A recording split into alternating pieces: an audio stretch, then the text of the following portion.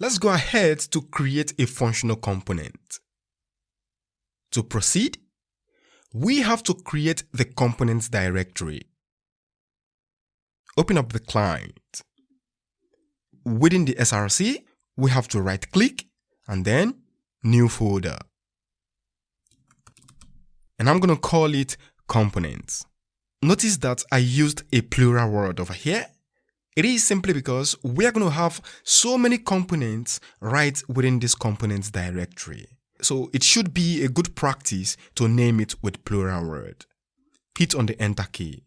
And then right within the components directory, we are going to create the components file. Right click on components, hit on new file. Demo component.js. So friends, I want you to take note of the convention I used in naming this component. It is called the Pascal naming convention. It implies you capitalize the first letter of every word. And also, I want you to take note of the extension. And here is it, .js. Hit on the enter key and let's proceed. Command B to close down the Explorer. So over here, we are going to create the functional component from scratch. So first, we have to import React from React module. And for now, this is optional. Alright, so in terms of code, components are simply JavaScript functions. And the name of this component is demo component. Functional component returns JSS markup, which describes the UI.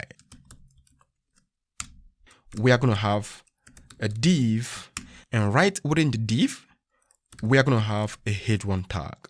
And I'm going to do hello world. It's as simple as that. So now we have succeeded in creating our functional component. The next in line is to have it displayed on the browser. To have this component displayed on the web, the first thing we are going to do is to export the component. So here I'm going to do export default function, demo component. So having exported the function, we have to render the demo component right in the app.js. Command P to pop up the search box at the top, and we are going to search for app.js. And here is it. So here we are going to take 2 steps. Step 1 is to import the demo component. So over here, we have to import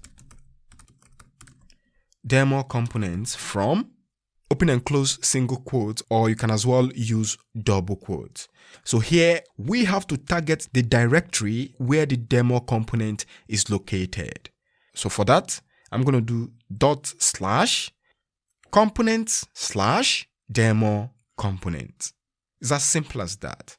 Having done that, we have to render this component right within the return statement.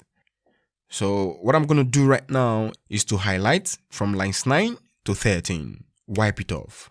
So we have to render the demo component right in between this div with the class name of container. And then close it down.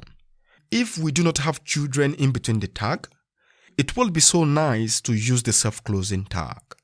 So I'm going to highlight the closing tag, wipe it off. Right within the square bracket, I'm just going to specify the /. So this is called the self-closing tag. Save on the browser, boom. Everything is working as expected. And here you see the hello world. Okay? Now we have successfully created the functional component and have it displayed on the web. Congratulations.